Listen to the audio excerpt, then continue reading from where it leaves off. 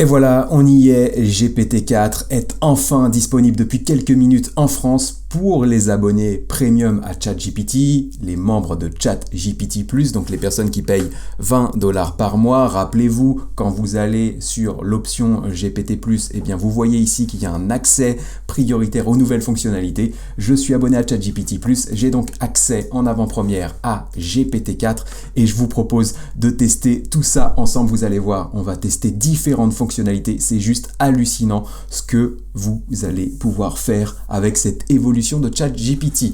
Je vous propose directement d'aller voir ce qui se passe ici, parce que pour utiliser GPT-4, une fois qu'on est membre ChatGPT+, on va aller dans Modèle et on va pouvoir actionner l'option GPT-4. Ici, vous voyez donc qu'il y a un petit graphique nous présentant les avantages et inconvénients de GPT-4. L'inconvénient, c'est la vitesse 2/5. Évidemment, lancement de la nouvelle fonctionnalité, tout le monde va vouloir l'utiliser. Les ressources sont encore limitées, donc pour l'instant, ça va être un peu lent. Malgré tout, ça va forcément s'améliorer avec le temps, mais derrière, on voit que 5/5 d'un point de vue raisonnement, donc de la manière dont GPT-4 va pouvoir comprendre et interpréter et exploiter tout ce qu'on lui raconte, on va être plutôt bien à ce niveau-là. On va pouvoir le tester ensemble, et dans la précision des réponses, on voit qu'on est à 4/5, donc on est plutôt pas mal. Quand GPT 3,5, finalement, il n'était pas beaucoup plus rapide, 2/5 également. En raisonnement, il était qu'à 3/5 contre 5/5 pour GPT-4, et en précision, conciseness, 1/5, et là on est à 4/5. Donc on va forcément voir des évolutions, et pour tester un petit peu ce que vaut GPT-4, on va y aller ici, et vous voyez qu'il y a un petit message en bas de mon écran qui s'affiche. On est limité actuellement à 100 réponses de GPT-4 dans un laps de temps de 4 heures. Ça, c'est pour éviter que tout le monde se jette dessus et que les services ne soient plus disponibles, mais nous, on va largement avoir le temps de faire les tests ensemble. Et donc,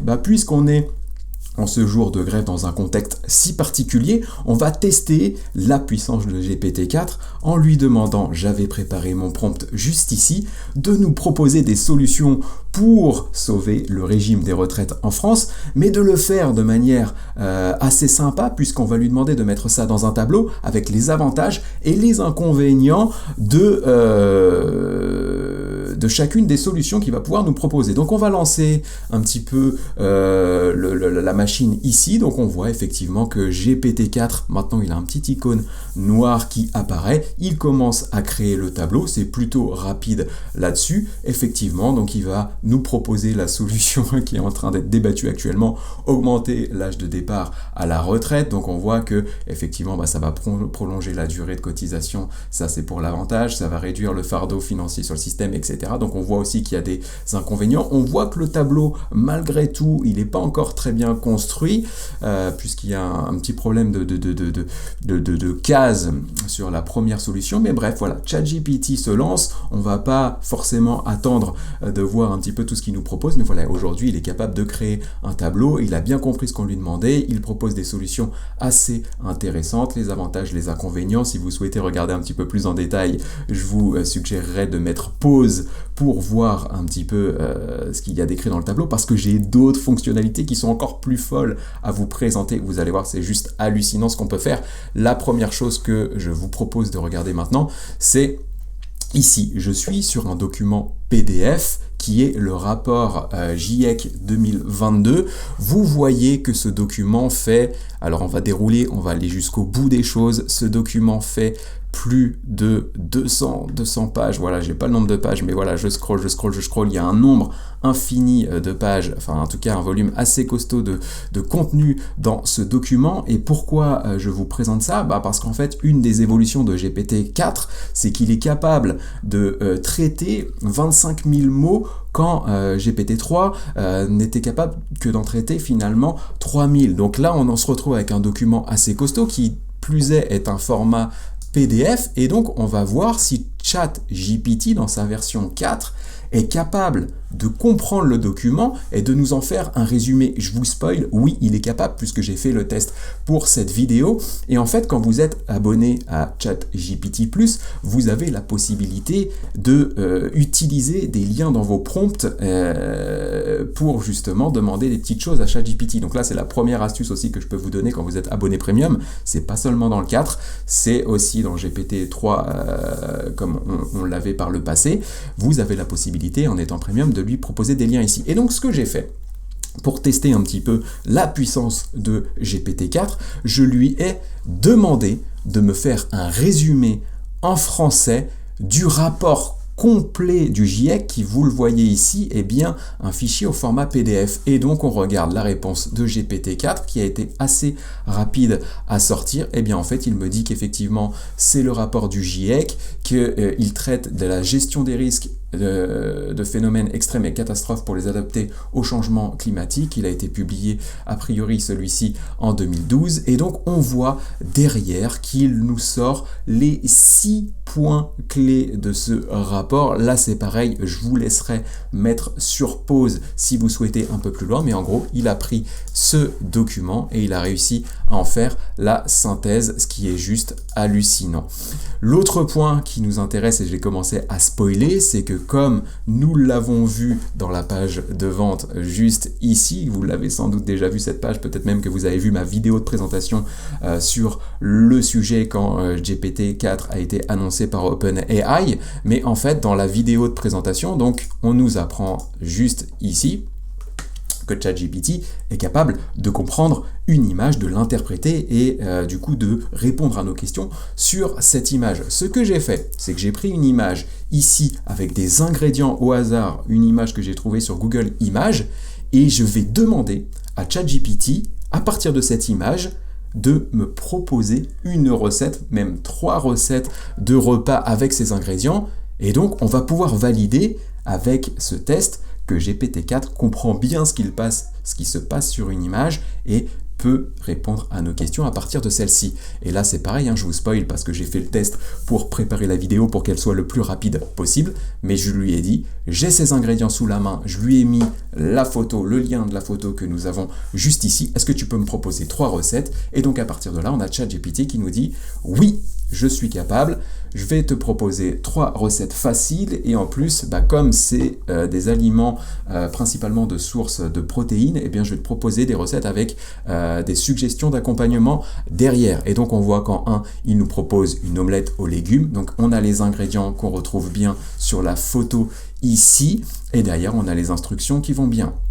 Ensuite, derrière, effectivement, il nous propose d'autres recettes. Voilà, on a 3 recettes, 3 instructions, etc.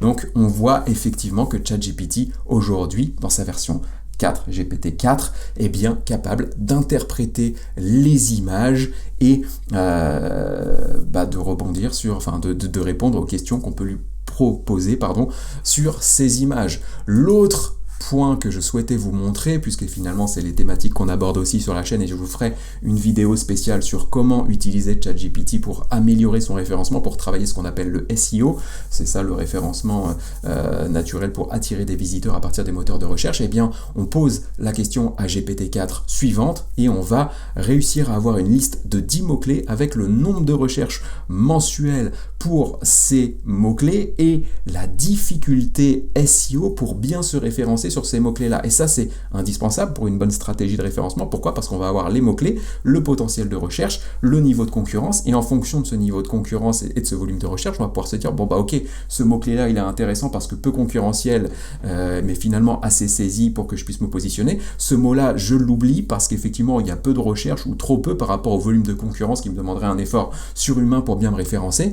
Et donc là, on pose la question à ChatGPT, GPT-4, en lui disant, est-ce que tu peux me donner une liste des 10 meilleurs mots-clés pour bien référencer mon site internet qui parle de la course à pied? Est-ce que tu peux mettre ça dans un tableau avec le volume de recherche et le niveau de difficulté SEO? Et on voit que GPT-4 immédiatement nous sort le tableau avec les 10 mots-clés, avec le volume de recherche pour chacun des mots-clés, classé selon le volume de recherche juste ici et avec le niveau de difficulté SEO derrière. Donc on voit par exemple que voilà, effectivement, peut-être ce mot-clé entraînement running qui a un bon volume de recherche et un niveau moyen de difficulté SEO pourrait être une priorité dans notre stratégie stratégie de référencement. Autre fonctionnalité que je souhaitais vous présenter avec GPT-4, qui va un petit peu dans la même lignée que ce qu'on a pu voir avec le rapport du GIEC, c'est qu'ici on est sur un article de blog que j'ai pu rédiger il y a quelques temps. Vous voyez que c'est un article de blog ultra costaud, donc il y a beaucoup de contenu dedans. Et bien mon idée, ça va être de demander à GPT-4 de me faire un résumé de cet article, mais on va aller bien plus loin puisqu'on va aussi lui demander de me créer un post pour Twitter, mais on va voir que je vais aller un petit peu plus loin dans la démarche pour bien illustrer le potentiel de GPT-4.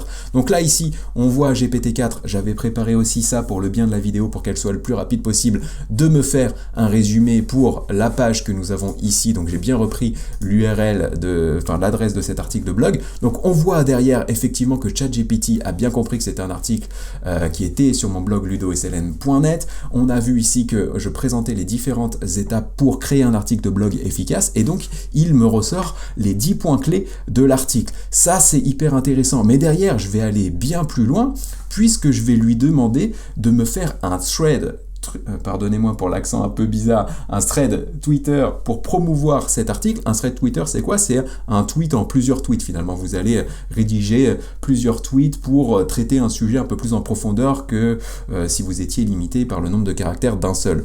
Et donc ici, on voit qu'il a bien compris que je lui demandais un thread Twitter pour promouvoir cet article, et comme il a fait le résumé de cet article, eh bien il est capable de me rédiger tweet 1, tweet 2, etc. jusqu'à tweet 12, en me mettant bien effectivement le lien de l'article ici, avec des hashtags qui vont bien, et derrière, je peux tranquillement créer mon thread Twitter, et mon article est partagé. Donc ça, c'est hyper intéressant. Si vous faites de la veille de contenu et que vous faites du partage de contenu sur les réseaux sociaux, vous trouvez un article, vous demandez à ChatGPT d'en faire le résumé, et ensuite, vous pouvez lui demander de créer des posts pour n'importe quel réseau social. Donc ça, c'est quelque chose qui est assez puissant. Et d'autres choses que je souhaitais vous présenter, mais que je ne vais pas pouvoir tester en live, mais qui sont des fonctionnalités assez incroyables qu'on pourra tester un tout petit peu plus tard avec GPT-4.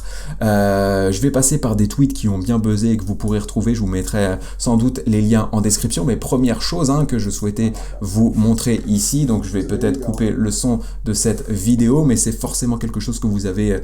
c'est peut-être quelque chose que vous avez déjà vu passer sur GPT-4, puisque c'est une info qui a pas mal buzzé. En fait, c'était lors d'une démo hier d'OpenAI. On voit que la personne ici qui nous fait la démo de GPT-4 a dessiné une page de site internet sur un bout de papier, qu'il a pris ce dessin en photo et qu'il demande derrière à ChatGPT de créer le code HTML de ce site internet, et on voit effectivement qu'il a réussi à le faire. Donc là dans la vidéo, voilà, on le voit ici, le site internet est créé. Donc c'est un site internet basique, mais en fait on voit le potentiel du multimodal. En fait, il comprend la photo, il comprend que c'est le dessin d'un site internet, et donc il est capable derrière de développer ce site internet, de nous donner le code pour développer ce site internet. Donc ça, c'est un point qui est hyper important. L'autre chose que je souhaitais vous montrer pour bien illustrer la force de GPT-4, c'est qu'en fait il y a des tests qui ont été faits par OpenAI sur différents examens reconnus dans différents domaines d'activité, de la macroéconomie, de la physique, des mathématiques, de la chimie, et on voit effectivement que GPT-4 a réussi à passer tous les examens, et en plus il a réussi à le faire avec des statistiques qui sont assez impressionnantes. Et ça me permet de rebondir avec l'autre tweet que j'ai vu passer ici de Zain Khan de la Khan Academy, qui utilise GPT-4 depuis quelques mois maintenant. On voit qu'effectivement GPT 3.5 était en difficulté sur la plupart des examens qui étaient présentés ici, et que en fait aujourd'hui, GPT-4 est capable de les passer, et de les passer dans le top 10% des performances. Donc voilà, vous pourrez regarder un petit peu tout ça en détail. Je vais vous mettre les tweets dans la description pour que vous puissiez regarder, parce que je vous fais aussi des traductions en live et je suis peut-être approximatif dans mes explications, mais là l'importance, ce qu'il faut retenir de ça, c'est que GPT-4 est capable de passer des examens, et donc capable aussi d'être un professeur sur chacune des thématiques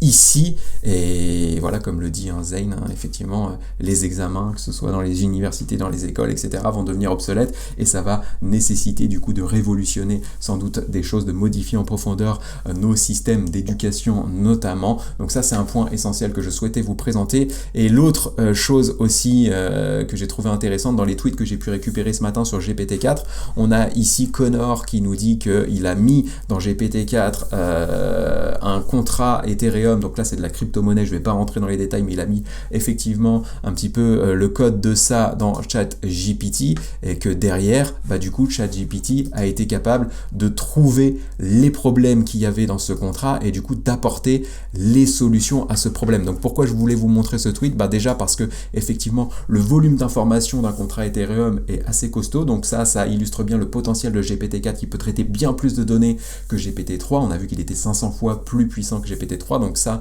c'est déjà intéressant pour ça. Mais derrière on voit effectivement que ChatGPT n'est plus un simple outil de discussion, mais qu'il est vraiment un outil de résolution de problèmes, et notamment une résolution de problèmes informatique. Donc ça c'est un point assez essentiel que je souhaitais vous présenter. Voilà, on est arrivé au terme de la vidéo. Je regarde mon tableau, effectivement ChatGPT a pu me proposer 4 solutions pour sauver le régime des retraites en France, avec le tableau qui va bien, donc ça a continué de tourner. Mais voilà tout ce qu'on peut faire avec GPT-4 aujourd'hui. Abonnez-vous à la chaîne, je ne manquerai pas de vous tenir au courant. Je fais ces petites vidéos totalement improvisées, mais au moins je peux vous donner les informations en live à mesure que moi j'arrive à les identifier. Donc dès que j'ai du nouveau, je vous ferai une petite vidéo pour vous permettre de voir un petit peu plus en détail ce qu'on peut faire avec GPT-4. Donc abonnez-vous à la chaîne, n'hésitez pas à me laisser aussi un petit commentaire pour faire connaître la vidéo, et je vous dis à très bientôt pour la suite et la découverte de GPT-4 ensemble. Ciao!